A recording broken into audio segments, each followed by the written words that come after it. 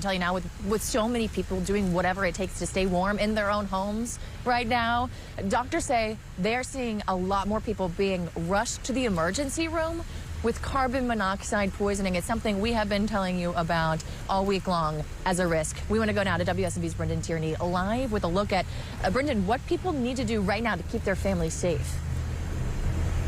Lydia, this ice storm has, of course, created a lot of dangerous situations across Nashville, but doctors here say that this invisible threat could easily become deadly if you're not careful. Michael O'Rear is trying to clear an inch of ice off his driveway. Every scoop has a constant hum in the background. His Bellevue neighborhood is filled with people relying on generators to stay warm after a historic winter storm. People keep talking about 94 was the last time we got a storm like this, and that was the year I was born, so this is really unheard of in my lifetime.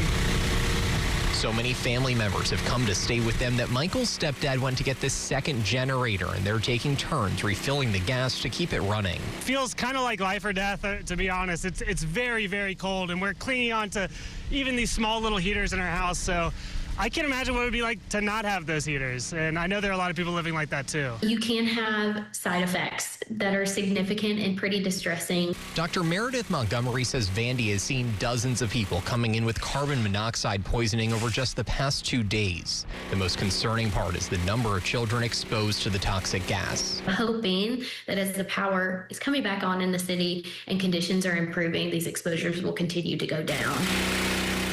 Michael says they're running long cords so the exhaust stays out on their porch and doesn't make its way into their house. I think that's probably the safest place for it. Yeah, try not to kill anybody. Doctors say it's really important to check your carbon monoxide alarms right now, and you also want to make sure any exhaust pipes on things like furnaces are not frozen shut. Lydia, it's as simple as grabbing a hammer and just banging the ice right off of it.